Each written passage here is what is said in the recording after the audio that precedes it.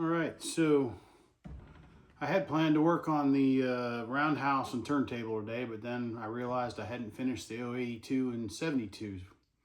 So I guess what we're going to do first is we're going to get these two outer lines connected with the lines over here, and that way I know how things are going to run. I can finish this plywood here, and then I'll be able to tell where everything's going to fall. So we got our 72, 82, half 72s, bunch of small short stuff, 10-inch straights, got some 30-inch straights. I guess let's go ahead and make this happen. I like to use a spacer in between. I figured out that 2 1/8 is the space in between the tracks, which puts me at like 5 1/4 inches center rail to center rail. And I try to set the track against the wall and get it set, and then I run off of that, and that way tracks are straight and you don't have all this wobbling and going in and out stuff.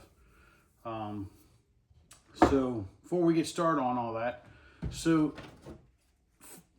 MTH Real Tracks, I like it, I use it, I've got a bunch of it. I love the fact that it cleans up real well. The one thing you got to worry about buying used stuff is that if it was stored somewhere that wasn't in a climate controlled environment, the plastic becomes brittle, and the tabs will break off, and you know, it breaks. So you got to be careful buying used track. Make sure that it wasn't stored out in some shed where it's getting blasted with heat all summer, because this is a real bummer when you're down to your last piece and, well, now this isn't any good to me. So keep that in mind. Don't buy stuff you don't know where it came from, especially if it's been outside in the heat. So this is basically, it's going to get turned into, I'll break these rails off and it'll turn into a pile of rails around a building or in a gondola or something. So we'll see how that turns out. Anyway, moving on. So we need to finish up the track here.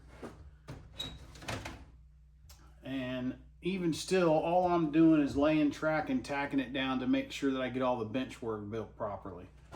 And it's one of those things where I'll go back through and I'll check all of these pieces of track to make sure that the tabs underneath, because on all of these, you've got these little copper pieces down here that make your connections for your track. You need to make sure that they've got little J's bent in them and that they're not folded up, so when you put your track together, you got a good connection. Some people don't like it. I guess if I was putting it down and taking it up and moving around all the time, yeah, it would get to be a pain in the backside. But on my last layout, I had no dead spots and I had good continuity everywhere. I had a signal strength of 10 with my DCS. I can't complain. It's one of those things that cleans up with a greenie pad and a little bit of alcohol. It's like I said, I like it. I use it. I got tons of it. Anyhow, so I use that same block I cut to 1 1/8. I use that for my spacing along the wall. Now we got a problem here because these 2x4s stick out further than the wall. I could cut them out, but then I got to reinforce everything, and well, that just turns into a bigger problem than it's worth. So what I got to do is I'll have to come out past the wall with track and then set it and then put some screws in it. So I'll take another piece, hook it up, maybe.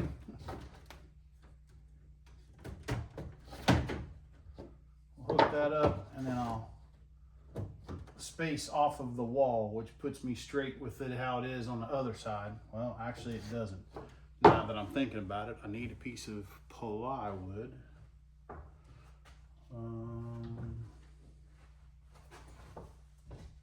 Look at that, just happen to have a piece of that in there. All right, so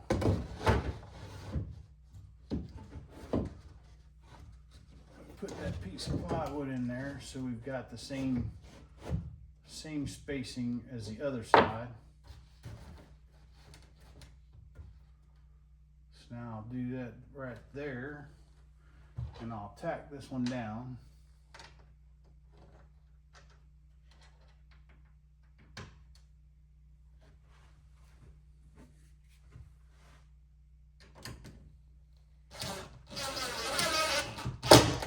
You don't want to run your screws in too tight, because you'll break the it'll draw the track down.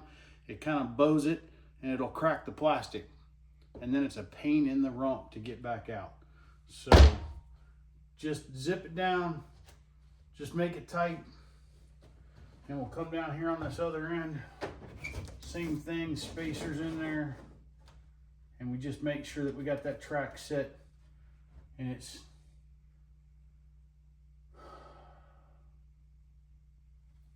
we zip another screw in there. We got this piece of plywood up here just as a filler, because I'm not sure how this is going to end up down here. So I didn't want to cut a piece of plywood if I needed it to be a different shape.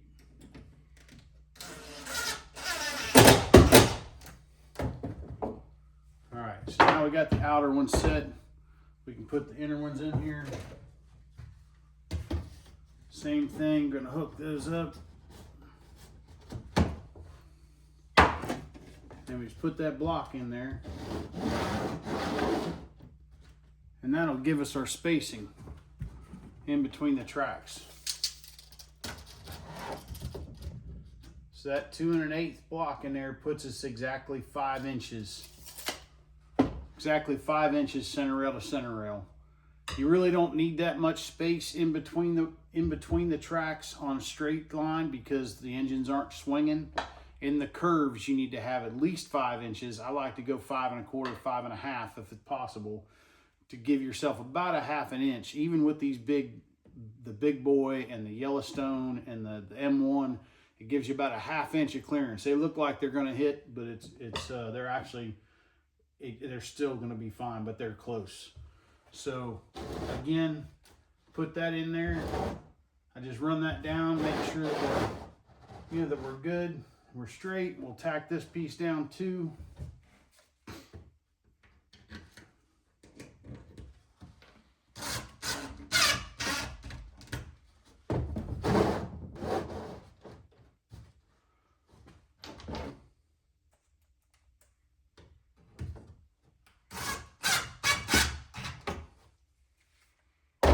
All right, so we got that going on right there.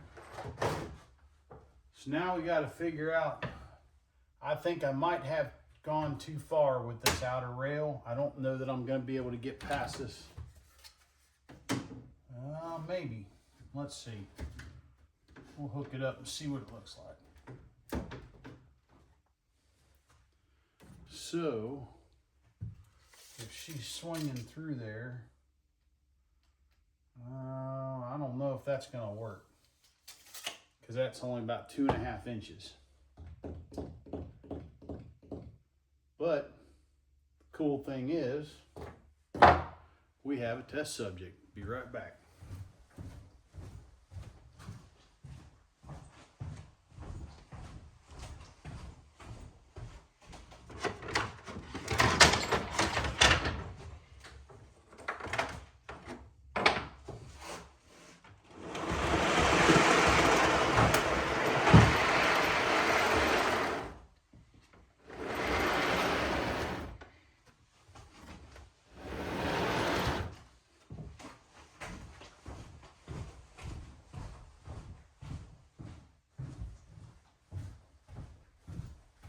Did you miss me? So here we got the scale big boy Premier. It's got a pretty big swing, and I don't think that's going to cut it. She's going to run right into that into that support right there. So that's a problem. But this is why I'm doing this, is you're checking it as you go, because when you lay it all out and you put it into the electronic track programming and all that stuff, it looks great on paper. But when it comes down to putting the tracks on the plywood, it doesn't necessarily always work, because stuff like this gets in your way. So I recommend, if you've got the track and you've got the trains, take your biggest engine you got, the one that takes the most space, put it on there, and that's your track test dummy. I take the traction tires off, that's why she's able to slide like that, because there's no traction tires on there. So we're gonna back this puppy up, and we're gonna come back in here, and we're gonna take this 30-inch straight out, because that's not gonna work. Let's see that, yeah, right here.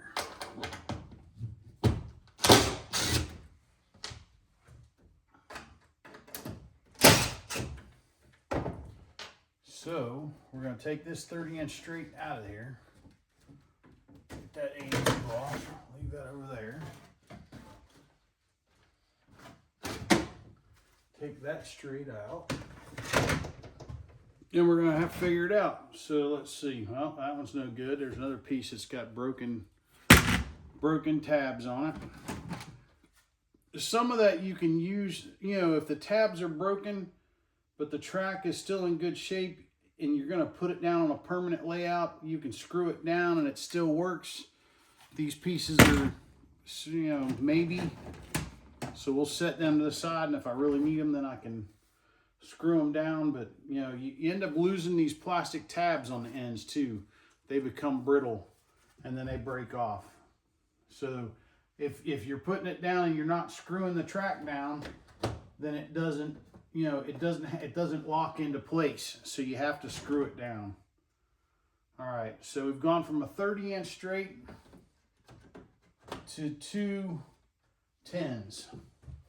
Let's see if that, you know, we've taken 10 inches off, which that should be more than plenty. You know what? Let's throw a, what is this here? 5-inch. So we'll take 5 inches off. We'll see where that puts us. Let's see, we got our spacing. Where'd my nifty plywood go? Oh, doesn't want to cooperate apparently. Do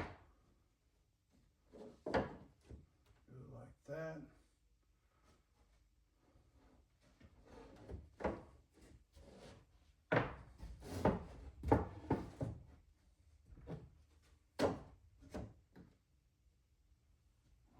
Give us a little something to screw to. Almost lost one.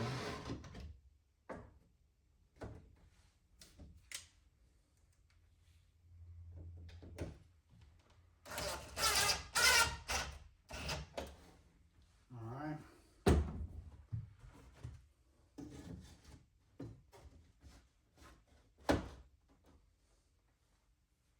I like that.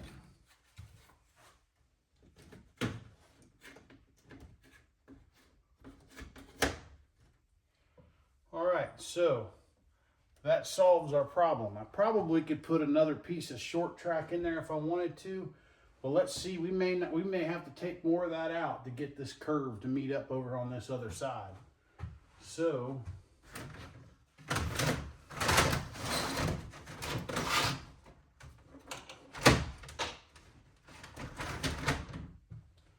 let's see.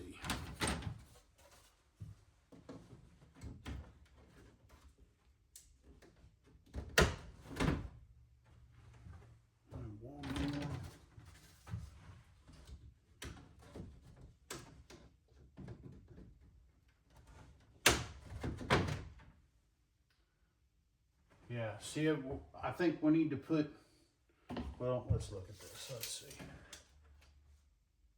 About 4.5.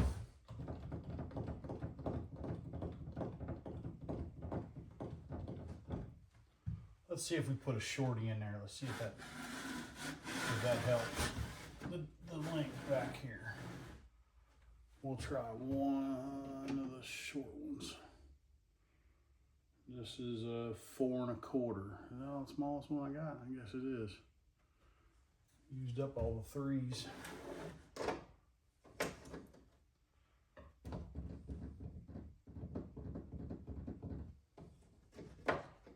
Maybe we do.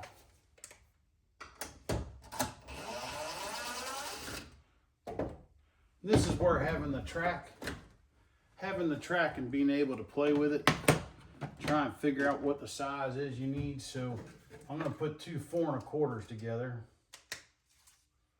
All right, you know what those are? Yep, 4 1/4s. So that makes it 9 inches. So that takes an inch off.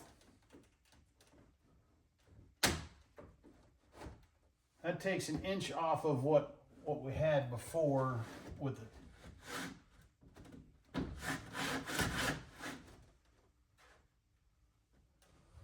Let's see.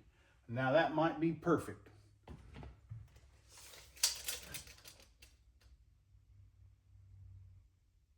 That gives us about 3 1/4. 3 1/4 from the inside, from the center rail out to that post. So we'll put a screw in this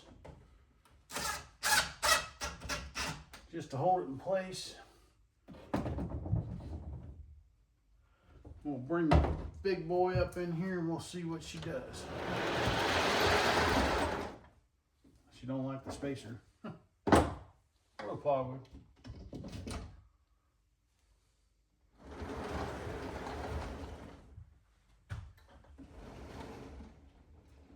Oh, she just barely makes it through there. I mean, we're talking, it's close enough it makes me nervous. I think we're gonna have to shorten that up.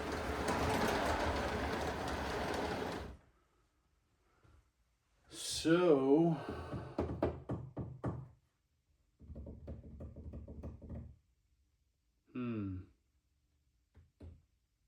I don't know that I've got a 3-inch piece. I'll have to take a look and see, but I don't think I do. Be right back.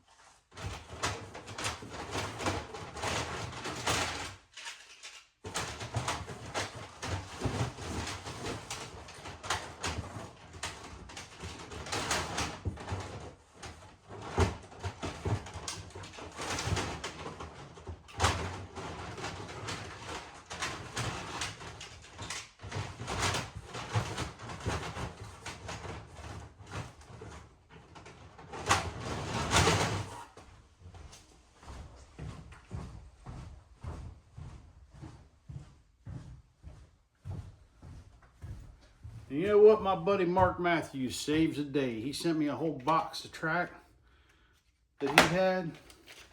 And you know what? We got 2 of them in there. So, Mark, you're the man. You saved us some hassle today. Little shout out. We stack these up. We got some more. Oh, that's a longer one. What we got here? And doesn't say. It's one of them ones you gotta guess at. Well, we're gonna put it right there. All right. So, gotta take that screw out again.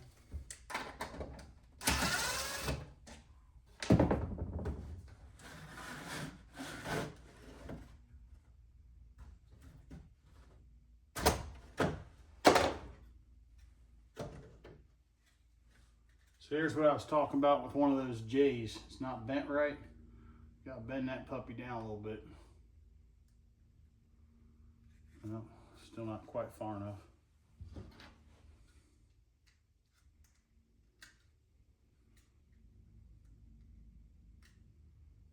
All right.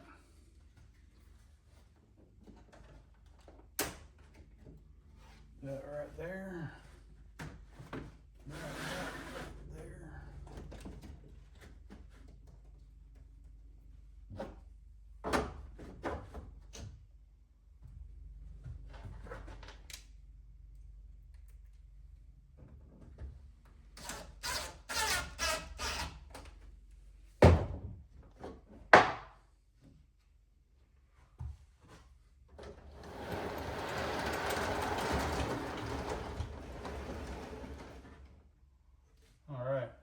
So now you can't see it, but I can tell you that we have about a half an inch between the walkway. I can put my finger in there. There's a half inch between the walkway and that support beam right there. So she's gonna come through there with no problems. I guess we could bring Moby over here, but he's way on the other side, so I think he'll have to we'll just see how it goes. I may have to do some changing. So anyway, we got that straightened out. So now we got to get it to come down from that end and meet up down here. I don't know that I can get the camera over there for that. So you're gonna have to, well, we'll just put it out here.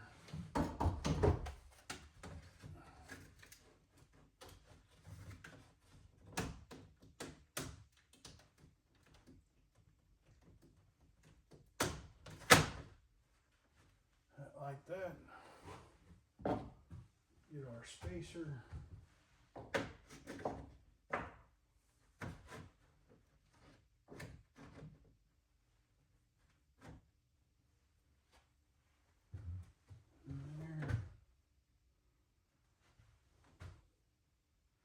And she should line up just perfect.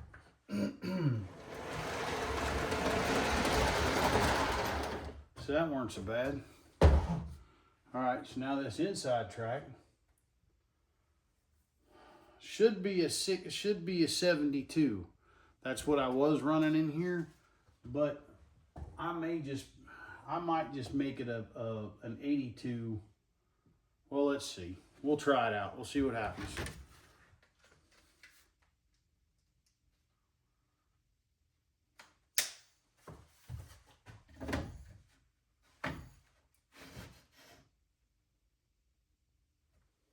Yeah, I think I'm gonna make it an 82 just to try and make these tracks run somewhat the same.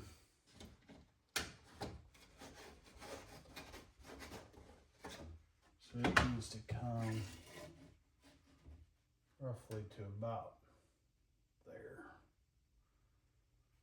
So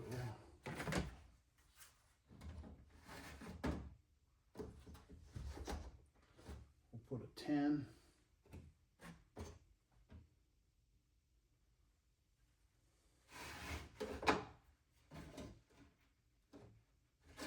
So you got to kind of play with it and see where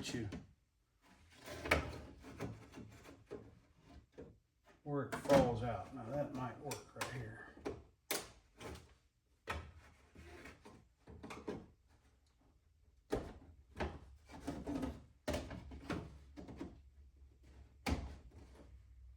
Puts us pretty close.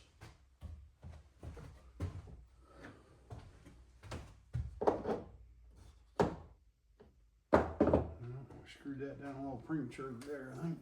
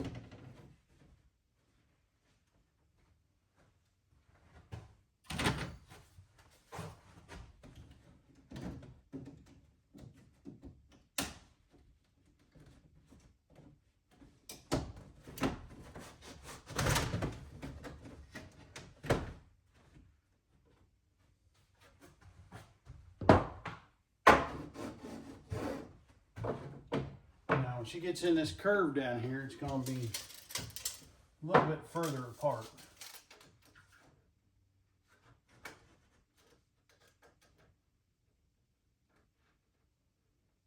So that puts us at 5.5.